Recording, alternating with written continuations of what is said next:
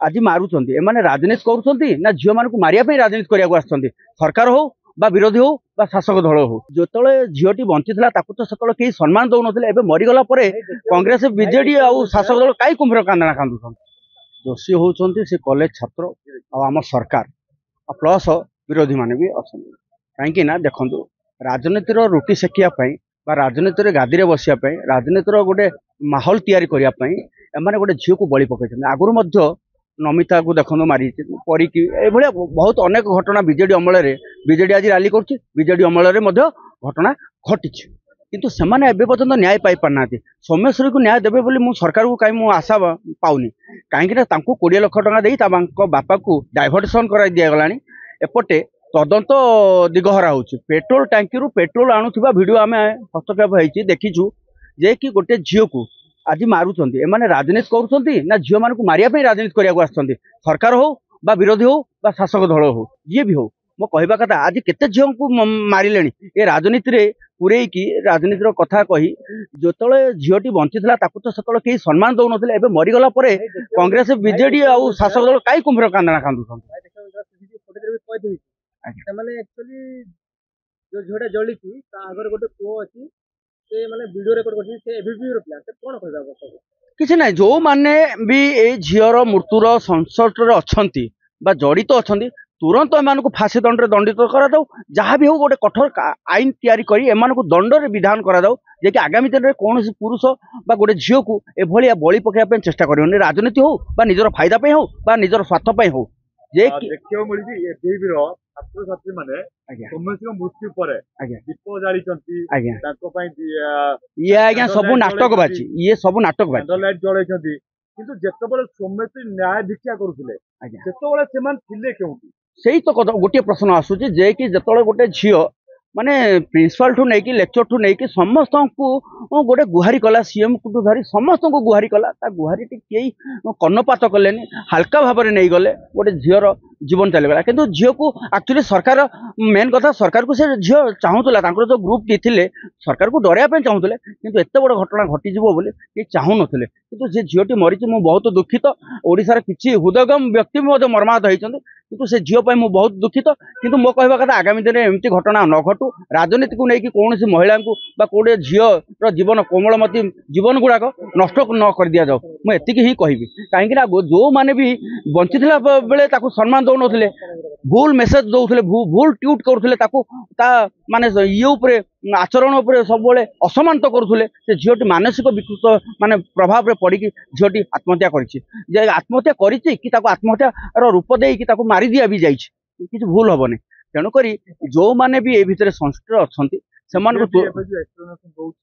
न्याय मिलूँ बचीला बेले तो न्याय दे पारे मरीगला बेले तो न्याय देखा ही ना बर्तमान सी चलीगला देखो ओडिशार लोक आउ 10 दिन गला सोमेश्वर कथा भूलीजे स्टोरी भूलीजे कहानी भूलीजे जो हृदय विदारक घटना घटी भी भूलीजे ये सब शुखिला नाटकबाजी अभिनय करुँच प्रताप गोटे पडकास्ट गोटे निर्दिष्ट चैनल आसी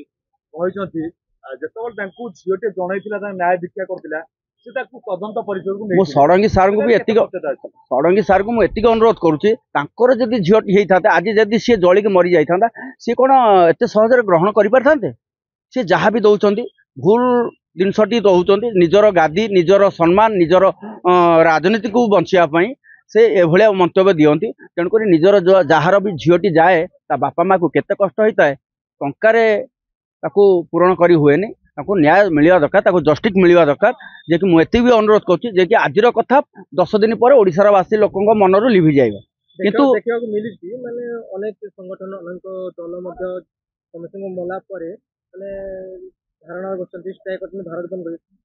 ओरा आज्ञा ये हूँ जो स्ट्राइक कर आंदोलन कर जो नाराबाजी कर हो हल्ला कर सब आज्ञा ड्रामा ये नाटकबाजी राजनीतिर रुटी सेकिया ये कर बंची से कई न्याय दे पारे आगू को कई आसिले कई गोटे सपोर्ट कले मरीगला कुंभीर कांदना कांदुं तो देखिलु जो समय ओडिशा बंद थिला कथार अच्छी तो न्याय पाई जाती गोटे डिसिप्लिन मेंटेन करबा निहात दरकार किंतु किछि दल जो मन स्ट्राइक करथिले युवक मैंने आसी अनवांटेड साउंड बुलेट साउंड करवा चित्कार करवा खराब भाषा प्रयोग करवा केते जोटी ଏଟା ତ ଠିକ ନୁହେଁ। ପ୍ରିନ୍ସିପାଲ ଆଉ ଯୋଉ ଲେକ୍ଚର ଅଛନ୍ତି ତାଙ୍କ ସଂସ୍କାର ବି ଠିକ ନାହିଁ। କଲେଜର ଗାଇଡଲାଇନ ବି ଠିକ ନଥିଲା ବୋଧେ ଭାବୁଛି, ନହେଲେ ଗୋଟେ ଝିଅକୁ ଏତେ ହାରାସମେଣ୍ଟ କରିକି ମାରିବାଟା ଠିକ ନଥିଲା। ରାଜନୈତିକ ଦଳ ଯୋଉ କରୁଛନ୍ତି କିଛି ପ୍ରିନ୍ସିପାଲ ଲେକ୍ଚର ମାନେ ରାଜନୀତିରେ ପଶିଛନ୍ତି। ଏମାନେ କଣ ହଉଛି, ଏମାନେ ଦରମା ନଉଛନ୍ତି, ପିଲାମାନଙ୍କୁ ପାଠ ପଢେଇବା କଥା, ଏମାନଙ୍କୁ ଭଲ ଜ୍ଞାନ ଦେବା କଥା। ଏମାନେ ରାଜନୀତିରେ ପଶିକି ଏଇଭଳିଆ କଳୁଷିତ କରିସାରିଲେଣି। ପ୍ରତ୍ୟେକ କଲେଜ ଦେଖନ୍ତୁ,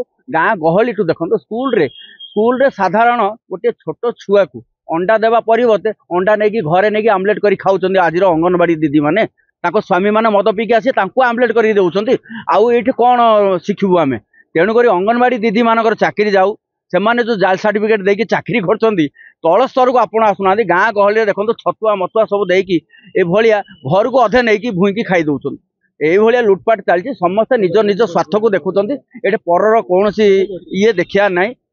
କିଏ ମଲା, କିଏ ଭାସିଲା, କିଏ କାହା କଥା ଶୁଣିବାର ନାହାନ୍ତି। ଗଲା ପରେ ଏବିପି ପ୍ରେସମିଟ୍ ଡାକୁଛି, ଧାରଣାରେ ବସୁଛି, ରାସ୍ତା ରୋକ କରୁଛି ଏବିପି।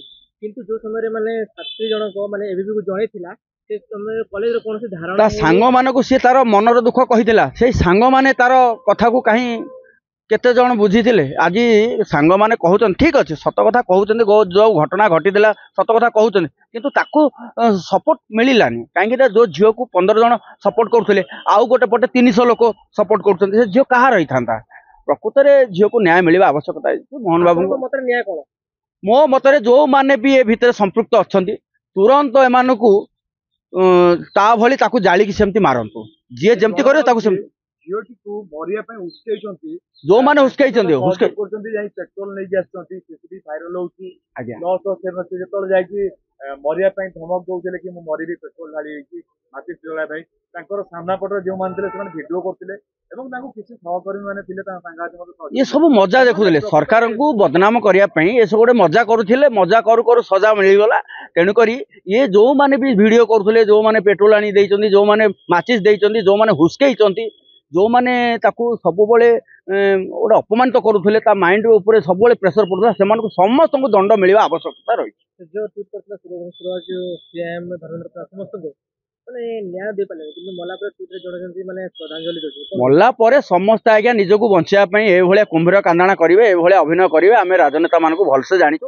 ଭୋଟ ଦେଇକି ଆମେ ଭୁଲ କରିଛୁ। ଏମାନଙ୍କୁ ରାଜଗାଦିରେ ବସେଇବାଟା ହଉଛି ପ୍ରଥମେ ଆମ ମାନଙ୍କର ଭୁଲ। ମାନେ ସେମାନେ ନିହାତି ଯୋଉମାନଙ୍କ ଦେଖନ୍ତୁ, ବିଜେଡି ଅମଳରେ ମଧ୍ୟ ଏଇଭଳିଆ ବହୁତ ଘଟଣା ଘଟିଛି, କିନ୍ତୁ ସେମାନଙ୍କ ପରିବାରକୁ ଏବେ ପର୍ଯ୍ୟନ୍ତ ନ୍ୟାୟ ଦେଇପାରୁନାହାନ୍ତି। କାହିଁକି ନା ସେମାନେ କେତେ ଦୌଡ଼ିବେ, କେତେ କାହାକୁ କେତେ ଗୁହାରି କରିବେ? କେହି ଗୁହାରି କୋଉ ସରକାର ବି ରାଜନୀତିରେ, କଂଗ୍ରେସ ହଉ କି ବିଜେଡି ହଉ କି ବିଜେପି ହଉ, କୋଉ ସରକାର ଆଜି ପର୍ଯ୍ୟନ୍ତ କୌଣସି ସାଧାରଣ ଲୋକଙ୍କୁ ନ୍ୟାୟ ଯଦି ଦେଇନି, ଆଉ ଆଗାମୀ ଦିନରେ ବି ମଧ୍ୟ ଦେଇପାରିବ ନାହିଁ। ଏଇଭଳିଆ ଗୋଟେ କାହାଣୀ ହେଇକି ରହିଯିବ। ଗଣମାଧ୍ୟମ ଯେତେବେଳେ କେସ୍ ଗୁଡା ହେଇଛି, ସବୁ ଆନ୍ଦୋଳନ ଷ୍ଟ୍ରାଇକରେ ବସୁନାହାନ୍ତି, ସେ କେବେ କହୁନାହାନ୍ତି ଯେ ସରକାର ବର୍ତ୍ତମାନ ପାଇଁ କଣ କରୁଛନ୍ତି, ତାଙ୍କର ଯୋଉ ଶୁଣି ନାହାନ୍ତି, ଅବହେଳିତ ହେଇଛନ୍ତି, ସେ କଥା କଣ? ସେ ଖାଲି ଉଠଉଛନ୍ତି ବିଜେଡି ସମୟରେ ଏୟା ସବୁ ହେଇଥିଲା, କୁଣ୍ଡଲି ପୀଡ଼ିତା, ଇଏ ପୀଡ଼ିତା, ସେ ପୀଡ଼ିତା। ଦେଖନ୍ତୁ, ଯୋଉ ଝିଅଟି ମରିଯାଉଛି ସରକାର କଣ କରିବେ? ସେଇଟା ଷ୍ଟ୍ରାଇକ୍ କରିବେ, ନାରାବାଜି କରିବେ, କିନ୍ତୁ ତାର ଜୀବନଟା ଫେରେଇ ଦଉଛି କି ବିଜେଡି ହଉ କି କଂଗ୍ରେସ ହଉ କି ବିଜେପି ହଉ? ତେଣୁକରି ମୁଁ ଏତିକି ଓଡ଼ିଶାବାସୀଙ୍କୁ ଅନୁରୋଧ କରୁଛି ଯେ କି ରାଜନୀତିରେ ନ ଯାଇ ନିଜ ଭବିଷ୍ୟତ ଗଢ଼ନ୍ତୁ। ଇଏ ରାଜନୀତି ବାଲାଙ୍କଠୁ ଦୂରେଇ ରୁହନ୍ତୁ। ଯୋଉମାନେ ବି ପିଣ୍ଡାକୁ ଚଢ଼ିବେ, ତୁରନ୍ତ ସେମାନଙ୍କ ଉପରେ ଗୋଟେ କେସ୍ ଫାଇଲ୍ କରନ୍ତୁ।